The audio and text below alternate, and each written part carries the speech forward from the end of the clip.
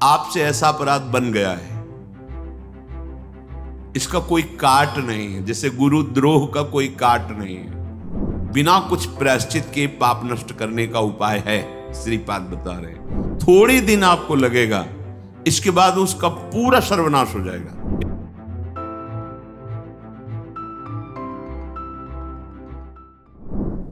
ये जो श्लोक वर्णन होगा, इसमें सावधानी से सुनना है।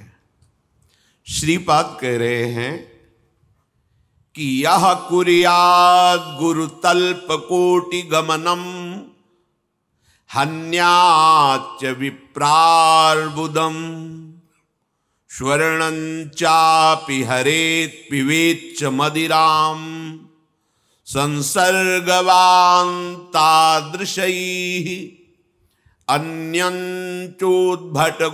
वधाद्यघचयं कुर्वीत सोप्यामृति श्री वृंदावनवास निश्चय सुनिर्वाही महाधार्मिकः।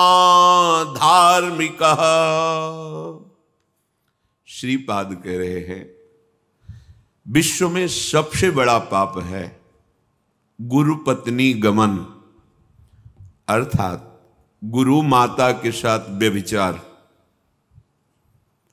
कुछ गुरुदेव गृहस्थ होते हैं, अपने सब ऋषि परंपरा ही है, किसी का भी गोत्र होगा तो कोई न कोई महर्षि ब्रह्म ऋषि, कोई न कोई मुनि ही होगा। तो बड़े से महात्मा हुए हैं जो गृहस्थ में हुए हैं और बड़े महापुरुष हुए हैं। तो गुरु पत्नी के साथ व्यभिचार ये सबसे बड़ा महापाप है, इससे बड़ा कोई पाप नहीं होता। पर ये फिर विभाग करे तो एक विरक्त मार्ग है जिसमें सद्गुरुदेव का वर्णन किया गया। तो फिर ये शब्द वहां कैसे लागू होगा, गुरु पत्नी गामी। तो गुरु की एक प्रगट में जो गृहस्थ धर्म से भगवत सिद्ध महापुरुष हुए, तो उनकी पत्नी गुरु पत्नी। जो विरक्त हुए उनका बाहरी प्रभाव, बहुत ध्यान से इसमें सुनना है। गुरुदेव का वर्णन किया जाता है उनके आंतरिक वैभव को प्राप्त करने के लिए। आंतरिक वैभव, कैसे साधना करे, कैसे सिद्धावस्था को प्राप्त हो, कैसे भगवत चरणारविंद की शरणागति हो, कैसे भगवत चरणारविंद की आसक्ति प्रकट हो, कैसे प्रिया प्रीतम का सानिध्य प्राप्त हो, ये कैसे हम काम क्रोध पर विजय प्राप्त करें, कैसे हम भारी से भारी दुख विपत्ति में भी मुस्कुरा कर निकल जाएं। ये है गुरु का आंतरिक ज्ञान वैभव, वैराग्य वैभव, भक्ति वैभव, प्रेम वैभव। शिष्यता स्वीकार की जाती है गुरु के इस वैभव पर अधिकार करने के लिए। गुरु के हृदय में विराजमान जो ज्ञान है, जो प्रेम है, वो हमारे हृदय में आ जाए, हम उसके सेवन करने के अधिकारी बने। ये है सच्चे शिष्य का लक्षण। जो शिष्य गुरुदेव के प्रभाव से आए हुए माइक भोगों को छल कपट के द्वारा उसका स्वामित्व पाने के लिए प्रयास करता है, वो गुरु पत्नी गामी का अपराधी होता है। गुरु के वैभव का भोग करना, जैसे गुरुदेव की शरण में हो तो इष्ट और गुरुदेव ही भरण पोषण करते हैं, क्योंकि शरणागत है।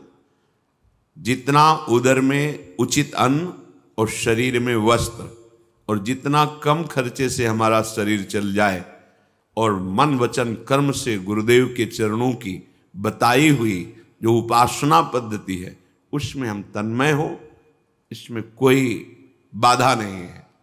लेकिन छल कपट करके, बुद्धिमत्ता दिखा करके हम गुरु के वैभव के स्वामी बनना चाहें और उसका भोग करें तो गुरु पत्नी गामी का अपराध लगता है। क्योंकि दो प्रकार से गुरुजनों का जीवन होता है। एक गृहस्थ धर्म स्वीकार किए हुए महाभागवत जैसे श्री भाई जी हनुमान प्रसाद पोद्दार जी पत्नी है, पर वो महान स्थिति को ऐसे कई महाभाव गृहस्थ में पाए गए। पर जो विरक्त ऋषि जन हैं, जो वैरागी जन हैं, उनके वैभव पर दृष्टि महत अपराध बन जाता है। श्री सिद्ध रामदास काठिया बाबा जी की सेवा में, श्री अंग सेवा में रहते थे, तो बड़े धनी मानी पुरुष आया जाया करते थे। बाबा को गुरुदेव ने साधन काल में एक मोटा काठ पहना दिया था, नींद ना आवे, भरपेट भोजन न करो। देखो गुरुजनों का शासन कैसा। रात्रि की भीषण सर्दी में रात जग कर मंत्र जपना, कोई कंबल नहीं, कोई स्वेटर नहीं, थोड़ी आग, और आग बुझने न पावे, और आप स्वयं गुरुदेव अलग धुनी रमाकर पद्मासन में बैठे। किसी कारण से एक दिन आग बुझ गई। अब भीषण सर्दी का क्षण, तो गए गुरुदेव थोड़ी आग दे। इसका मतलब तुम सो गए? जी, गलती हो गई। नहीं नहीं, गलती नहीं, प्रमाद है, दंड स्वीकार करो, आज्ञा करो गुरुदेव। काठ का इतना मोटा ऐसे डाल दिया। काठ है तो भोजन भी उतना ही जाएगा जितना कस के बांध दिया गया, उतने ज्यादा होगा तो परेशानी होगी। अब उसे कोई कपड़े का तो है नहीं कि आप ढीला कर सकते हो। और सोने में सीधे लेटो, मोटा इतना काठ पड़, चाहे जिधर बाएं लेटो दाएं लेटो, कैसे, वो तो चारों तरफ है गोलाकार, मतलब बहुत। वही जाकर सिद्ध महापुरुष हुए। तो जो उनकी सेवा में थे, ऐसे महापुरुष की सेवा में रहने, उनको भ्रम हुआ कि हमें लगता है इस मोटे काठ के अंदर अशरफी आदि गुरुजी रखते हो, क्योंकि बड़े बड़े धनी मानी पुरुष आते हैं। जो नहीं करना चाहिए गुरुजनों के साथ, जैसे जहर देना है, ऐसे कई ऐसे महापुरुषों को देखा उनके जीवन में, उनके अनुयायियों ने, जिनको केवल वैभव और प्रभुता पर महत्व बुद्धि हुई, मत अपराध। उन्होंने काट के दिखाया काठ को कि देख बेटा कुछ नहीं इसमें। गुरुदेव के बाहरी वैभव पर भोग दृष्टि रखकर छल कपट बुद्धिमत्ता के द्वारा उसे, तो वो गुरुपत्नी गामी जैसा अपराध है। श्रीपाद कह रहे हैं, ये देखो, इसीलिए पहले का सावधान होकर सुनना, आपसे ऐसा अपराध बन गया है, इसका कोई काट नहीं है, जैसे गुरुद्रोह का कोई काट नहीं है। कबीरा हरि के रूठते गुरु की शरणे जाए, और कह कबीर गुरु रूठते हरि नहीं होए सहाय। कबीरदास जी कहते हैं, यदि हरि रूठ जाए तो कोई ज्यादा परेशानी की बात नहीं, गुरु के चरणों का दृढ़ आश्रय बनाए रखना, हरि प्रसन्न हो जाएंगे। अगर गुरु रूठ गए और आप सोचे कि मैं भजन हरि का करके, तो नहीं, फिर बात बनने वाली नहीं। गुरु पत्नी गामी हो, हन्याच विप्रार बुदम, करोड़ों ब्राह्मणों की हत्या किए हो, ये महत पापों में आते। ब्रह्म हत्या ये महत पापों में आती है। बहुत सरल शब्दों में भगवान श्री राम की बात गोस्वामी तुलसीदास, कोटि विप्र बदला गए जाहू, आए शरण तजऊ नहीं ताहू। ये सब बातें ध्यान से समझिए। आज सत्संग सुना और आपको लगा अरे ऐसी गलती, अब लो नशानी अब ना, ये उनके लिए है। ये नहीं कि आप सुन के पता चला कि ऐसे महत् पाप करने वाले के लिए भी बिना कुछ प्रायश्चित के पाप नष्ट करने का उपाय है, श्रीपाद बता रहे हैं। तो आप मनमानी करें फिर इस, नहीं, ये शब्द कान में आपके पड़े, अभी तक आपको इतना पता नहीं था कि ऐसे भयानक पाप होते हैं, और अब आपको जलन हुई कि ये तो बहुत दुर्गति कराएंगे, तो अब लो नशानी अब ना, आज तक किया, हरि शरणम अब नहीं करूंगा, बस उसके लिए बात है। कह रहे स्वर्णंचापि हरेत, स्वर्ण चोरी बहुत बड़ा पाप है। किसी की जैसे स्वर्ण की जंजीर खींचते हैं, या किसी के लॉकर तोड़कर ले जाते हैं, या ऐसे बड़ी दुर्गति होती है। शास्त्रीय विधान है, एक कानून है, ये अखिल ब्रह्मांडों का कानून है। जैसे भारत का अलग कानून है, अन्य देशों का अलग अलग कानून है, पर समस्त विश्व ब्रह्मांड का कानून ये भगवत वाणी, भगवत महापुरुषों की वाणी, ये अनंत ब्रह्मांडों का कानून है। कहीं भी करोगे। इतना सुंदर चंद्रमा आज भी कलंकित है। गलत किया, गुरुपत्नी गामी गलत किया, आज भी उनकी निंदा होती है। वही कलंक उनको आज भी, नहीं तो इतने सुंदर चंद्रमा है, पर उनके माथे पे कलंक है कि उन्होंने ऐसा किया। स्वर्णं चापि, कभी ऐसी भूल मत करना। तुम्हारे कुल में जो परंपरा से संपत्ति चल रही है उसका भी नाश हो जाएगा अगर आपने किसी की स्वर्ण चोरी की। ये कानून है, ये धर्म मर्यादा बनाई गई।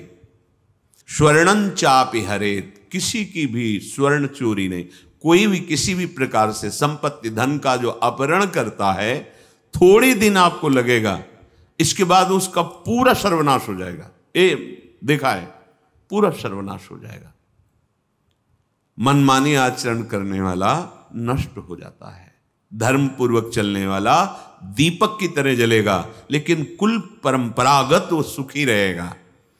पिवेच्च मदिराम, कुछ लोगों को भ्रम है कि मदिरा पीने में किसी की हिंसा तो हम करते नहीं, जैसे मांस में है तो हिंसा होती है, पाप है। मदिरा को क्यों रोका जाता है? शास्त्रीय विधान है, ये घोर तमोगुणी राक्षसी प्रवृत्ति प्रकट करती है, आपके पुण्यों का नाश करती है, आपके स्वास्थ्य का नाश करती है, आपकी बुद्धि का नाश करती। कहीं किसी भी तरह से 1% भी, ना लोक ना परलोक, कहीं भी यह हितकर नहीं है मदिरा। किसी को ऐसा अनुभव हुआ हो कि मदिरा पीकर मैं बहुत स्वस्थ हुआ, मेरी बुद्धि बहुत प्रवीण हुई, तो आप बताइए। और अखिल ब्रह्मांडों के कानून में इसका निषेध किया गया है। कुछ लोग उदाहरण देने लगते हैं कि आप मदिरा का निषेध करते हैं, लेकिन अल्कोहल तो औषधि में भी पड़ता है, होम्योपैथिक औषधि, अन्य औषधियों में पड़ता है। जहर भी तो है ना, उसको भी शोध कर औषधियों में डाला जाता है। बड़े बड़े दम आदि बीमारियों के जो ये धतूर है, कई तरह के ऐसे जहर हैं जिनसे बड़े बड़े रोगों के नाश करने की औषधि। आप ऐसे पाओगे मर जाओगे, लेकिन जब वैद्य शोध के देता है तो औषधि हो, वो पवित्र मानी जाती है। औषधि पवित्र मानी जाती है। आयुर्वेद शास्त्र है, उसके निर्माण की पद्धतियां हैं। अंगूर या महुआ, गांव में बड़ा वृक्ष होता है महुआ, ये बड़े पवित्र फल हैं, लेकिन जब इनका पद्धति से मदिरा बनाया जाता है तो वही घोर निषेध हो जाता है। ये भगवत समर्पित भी होते हैं, फल परम सात्विक माने जाते हैं, लेकिन परिणामतः जब उस पद्धति से बनाया जाता है और उसे मदिरा रूप दे दे तो वो फिर निकृष्ट और निषेध कर दिया जाता है। संपूर्ण सृष्टि भगवान ने बनाई है, उस सृष्टि में राक्षसी वृत्ति। यदि आप राक्षस हो तो हमारी बात ही नहीं सुनोगे, समझोगे नहीं। यदि आप मनुष्य हो और इसी जन्म में आप परम सुख, परम आनंद प्राप्त करना चाहते हो, तो मदिरा कसम खा के छोड़ दीजिए। ये ना तुम्हारे परिवार का हित करेगी, ना तुम्हारे स्वास्थ्य का, ना तुम्हारी बुद्धि का, ना परलोक का। कहीं भी इससे किसी का भी हित नहीं होता। केवल एक बुद्धि की विलासिता है कि हम थोड़ा गम मिटा लेंगे, शांत हो जाएंगे, मस्त हो जाएंगे। यहाँ वृंदावन में एक नाली छोटी सी थी, तो नांगने के समय ऐसे लग रहा था जैसे बहुत बड़ी दरिया को पार करने के लिए कोई विचार मग्न हो। तो आगे जाना, पीछे, और लड़खड़ा के उसी नाली में आखिरकार गिर गए। तब पता चला कि वो मदिरा पिए हैं। फिर उनको उठा के पकड़ के, नहीं भाई, तुम्हारे स्वास्थ्य, तुम्हारी बुद्धि, तुम्हारी मर्यादा एक सब नष्ट कर देगी। ये आसुरी प्रवृत्ति है। अगर राक्षस हो तो हमारी कोई बात ही नहीं आपसे, यदि मनुष्य हो तो प्रार्थना है। हमारा शास्त्र कहता है मत पीना।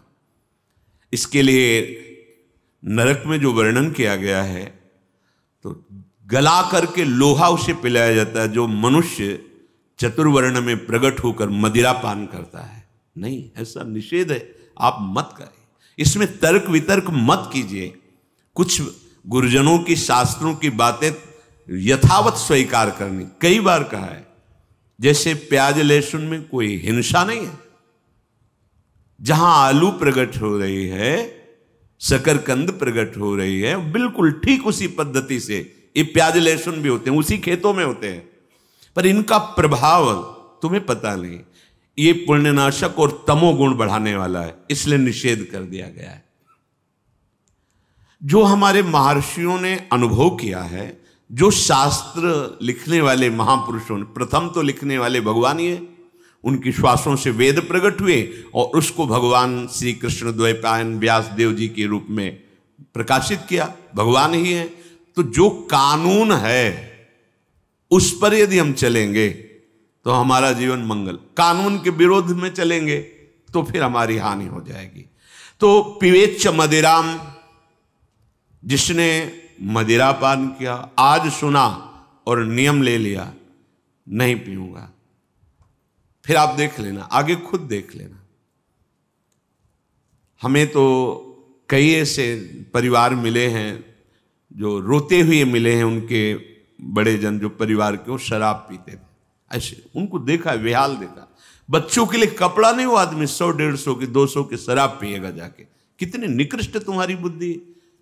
फिर होश नहीं है, कोई तुम्हारी घड़ी उतार रहा है, कोई जेब से पैसे ले जा रहा है, उपहास पड़े पड़े ऐसे तुम पूरी रात्रि। नहीं, ठीक नहीं है। मनुष्य जीवन नष्ट करने के लिए नहीं है, सच्चिदानंद भगवान की प्राप्ति के लिए है। सर्व संसर्गान, सर्व संसर्गान, जो गुरु पत्नी गामी है, जो ब्रह्म हत्यारा है, जो दूसरे के धन का अपहरण करता है और जो मदिरा पीता है, इसकी जो दुर्गति होती है वही इसके संग करने वाले की दुर्गति होती है।